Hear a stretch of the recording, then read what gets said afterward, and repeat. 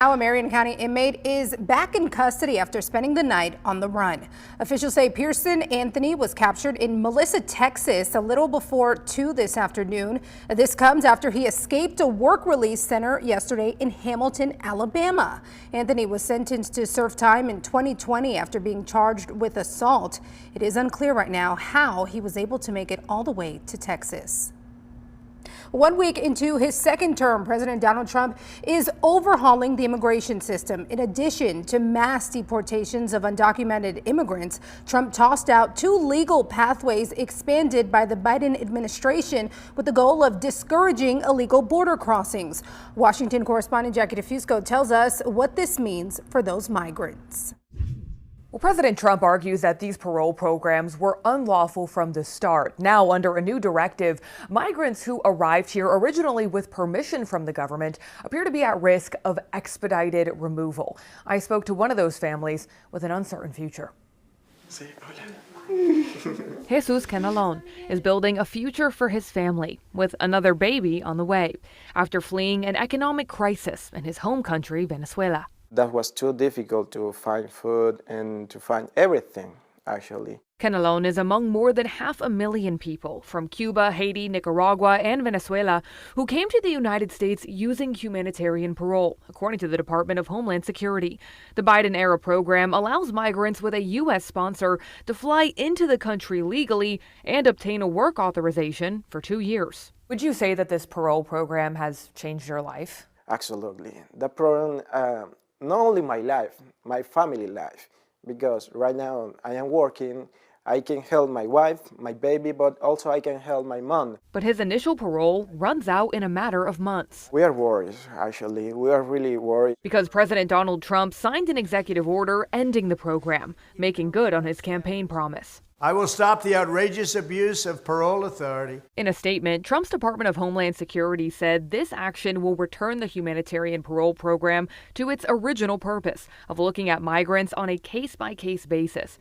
And it's just one of the changes that the new administration is already making. They also terminated a border appointment app called CBP One, which allowed migrants to enter the country with temporary parole protections. We're talking about 1.5 million people who have come into the country and now have this precarious status. Immigrant advocacy groups now gearing up for a legal battle. We are ready, and we have been working for a long time to prepare our families. While families like Jesus Canelon's are looking for other pathways to remain in the United States. We only want the opportunity to stay here legal and to put good value to that country.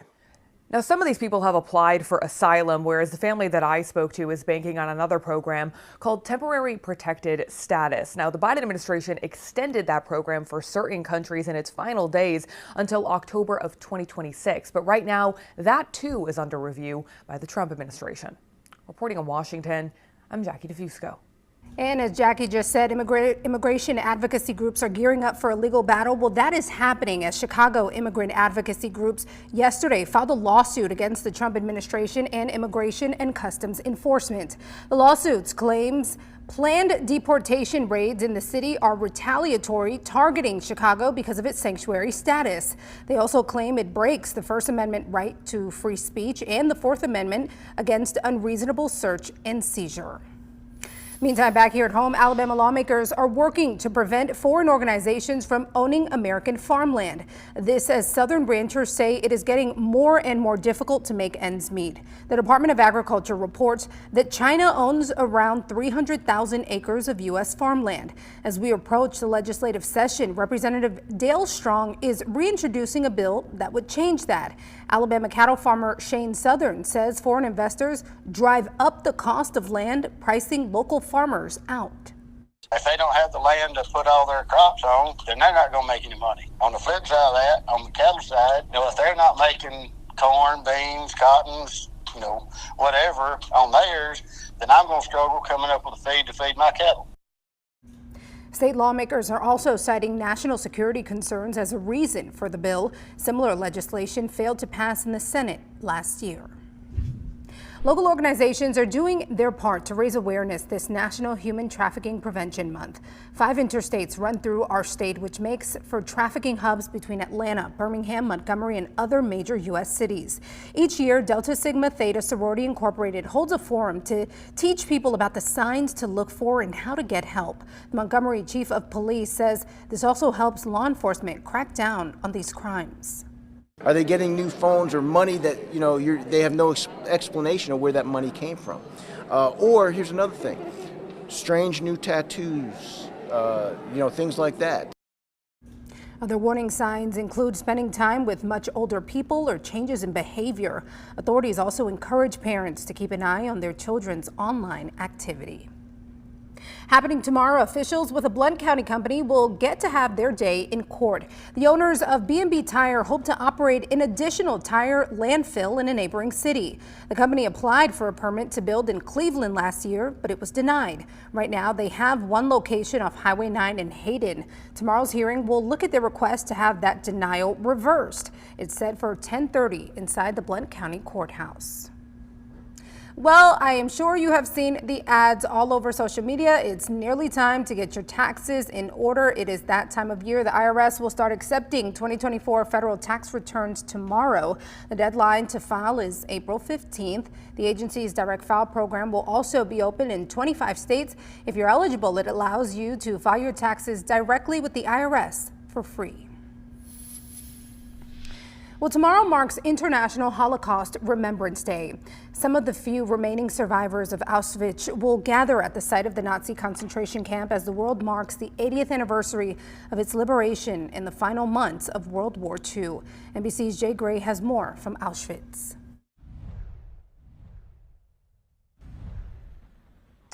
Well, on the eve of the 80th anniversary of the liberation of this death camp, there are no tours today, no outsiders allowed inside.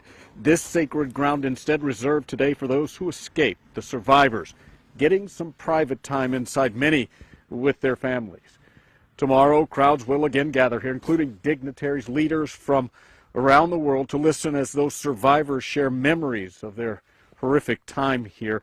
Around 50 have made the trip, that number dropping significantly from 5 years ago. Many stressing it's important to share firsthand the accounts of what happened here while they can, as well as to remember more than 1 million of their fellow prisoners who never had the opportunity to leave. That's the latest from here at Auschwitz. I'm Jay Gray, NBC News. Jay, thank you. Make sure you tune in tomorrow to WVTM 13 as we and our friends at the Today Show honor and remember what will be a very special day in Poland. Well, one organization is on a mission to make the world a better place by keeping Mother Earth clean. That includes right here in the Magic City. ASEWOW works to raise awareness for the environment by cleaning around communities. Today, volunteers with the organization partnered with Keep Birmingham Beautiful to lead a cleanup of Veterans Park. Volunteer Jasmine Hollis says it's all part of the Green Earth campaign. So ASEWOW hold regular environmental cleanups around the world to purify the environment from the effects of climate change and pollution. Let's make the world a better place through cleaning up. So far, the Green Earth campaign has been carried out in 30 countries worldwide, involving nearly 30,000 participants. Still ahead, the trouble continues for communities in California following those major wildfires. How some much-needed rain could also cause problems for people who are just returning home. Stay with us.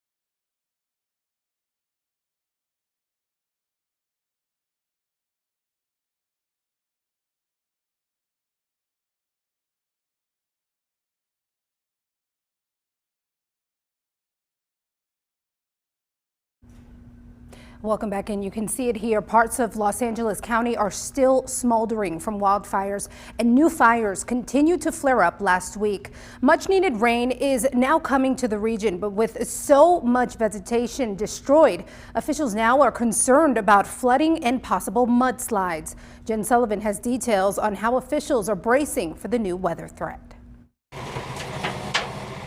Crews in Southern California desperately digging trenches as the fire-ravaged region now prepares for a new threat, flooding and mudslides.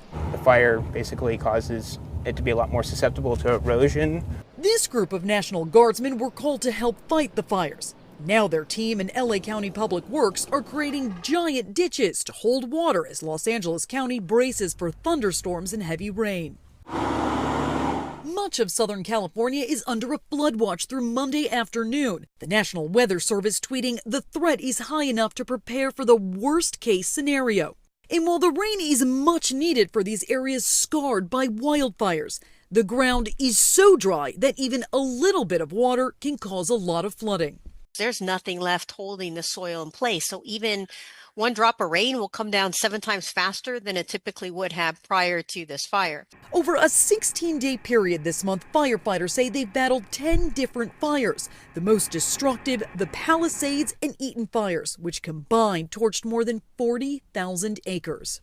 That water comes right into the communities that were so devastated by these tragic fires. Even for homes that were spared by the fires, those houses could now experience flooding, which could cause a whole new issue for homeowners and insurance claims. The flood is not covered by your basic home insurance policy either, and a lot of these people are not located in an area where they would think they might need a flood policy.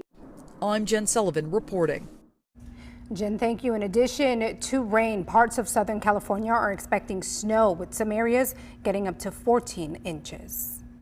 Exclusive live radar tracking storms so you'll know first. This is WVTM 13 weather.